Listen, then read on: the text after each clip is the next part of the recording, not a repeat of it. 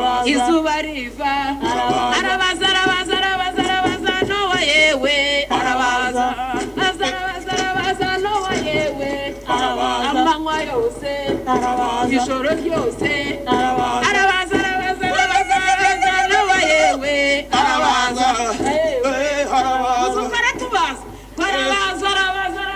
Nowa yewe arabaza amanywa yose Nowa yewe arabaza kati nocisha arabaza dukomeze arabaza Nowa yewe arabaza siya kabiri arabaza amaziricira arabaza inkugewe arabaza Nowa yewe arabaza ira ako muzika twiba nyuma y'ibintu byose tuvuze muzika twibagira amasanduku ne sava mu biti sanduku abantu babiri sabare mu biti bayenji oya subashe amasanduku nayo subakora mu biti kandi nabo baba bashaka bakirira bahora basema ngo abantu bapfa uduhe gutindira abantu babazi. Okay, that's cool. Uwa gatanu mutagatifu Vendredi, Good Friday, uwa gatanu mweranda. Biterwa n'ururi muvuga, biterwa no kwemera ufite. Aha ngaha ndavuga ku bakristo, kubemera ko Yesu Kristo yapfuye akabambwa, agapfa, agahambwa, ku munsi wa gatatu akazuka. Nibo bizera uwa gatanu mutagatifu kuko bemera ko ari bwo Yesu yapfuye. Iyi ni isi tubamo, ni isi tubanamo. Iyi ni Friday. Wabaye wacitswe na Friday iba yabaye buri wa gatanu kuri RBA cyangwa RTV ikorwa na Anita Pendo Gitego ndetse na Bisoso. Ariko tubibutse ko uyu wa gatanu mutagatifu Bisoso hari DJ Ira, nawe ari mu bakunze gukorera kuri RTV ariko DJ. Uyu wa gatanu mutagatifu Anita Pendo Gitego ndetse na DJ Ira bongeye kwibuka abo tuzi nk'ababaje. Muzimamvu se Yesu ajya kubambwa yabambwe ku biti, kandi tuzi yuko 100% ababaje nta kindi bifashisha kitari ibiti.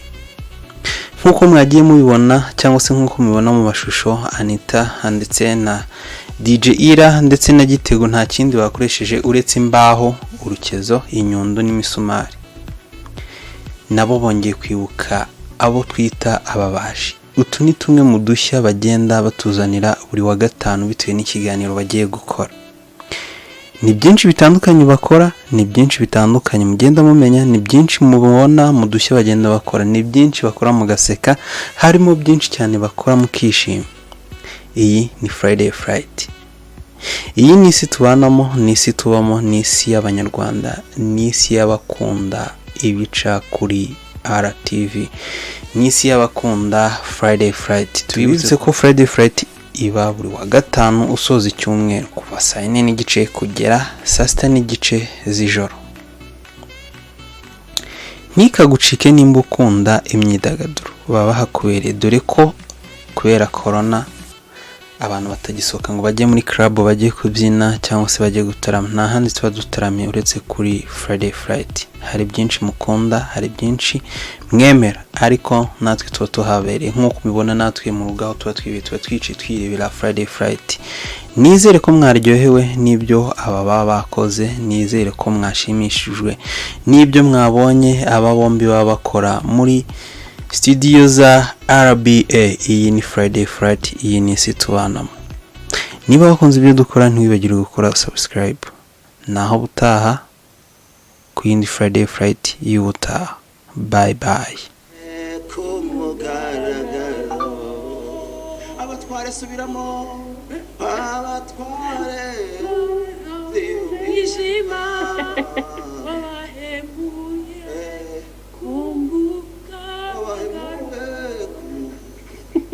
Hallelujah. Friday flight mu ndege turi kumwe n'ababaji ufite umwuga w'ububaji ntabwo twataha mutawatipa ibintu bakoreye Yesu ubona bakoze ibintu bya fo ndibuka Yosefu uramwibuka uretse gatoya Yosefu siwakundanaga na Mary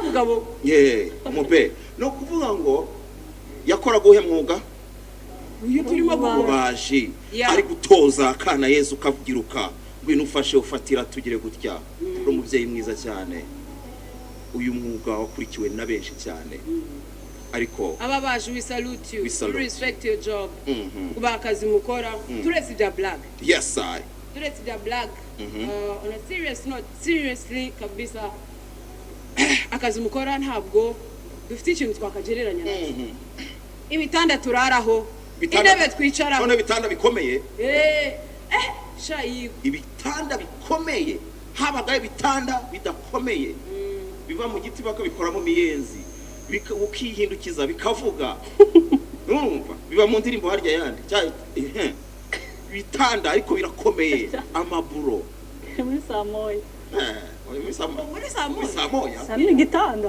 umaze kwandika bitanda bifite garanti okay in fact biri mu ndirimbo ebyiri na mikro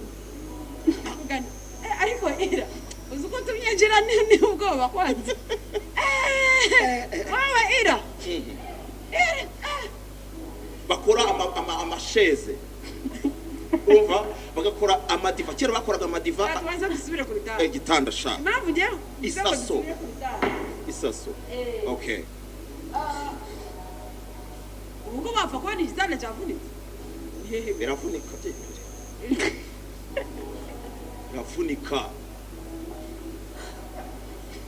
okay cyane mu kwa kabiri reka tubyibere iby'ibitanda kwa kabiri ku itariki 14 tugiye mu bindi biganiro ese ko mvuga ku itariki 14 ukigira ngo Sikuru anniversaire yani tose. Ibyo bajya bipostinga se ngo Sikuru anniversaire. 14 ikintu kibe nuko ari anniversaire yawe. Okay. Bindi nabyonzi ni mu bimbaza. Okay. Icyo shaka ku twimuka twari aho nga turavuye tugeze hehe? Kunebe. Intebe. Amadivaraduka. Urumva? Amadivugu usigaye utabona ngo se. Inyuma ntago bagishyiraho imifuka, ibintu by'imifuka inyuma. Hari ukuntu mwashiraga imifuka n'ibibazo hagati. Ukajukuramo nk'urushi rwuzuye ibibazo. Kubera ko duteka rero. Twadusimba tukaza. Wapanya. Oya. Hari intebe zasazaga bakajya bakuramo bino biboro n'ibintu ufite mu mufuka. Za ntebe ibarizo bari giti barizo. Ariko nanone bakajya no kubicanisha. Bagasiga umwenge aha ni imbeba zishobora guca abashyitsi bakaza ukuntu gucana icyo gihe gucana imbabura icyo gihe byari byoroshye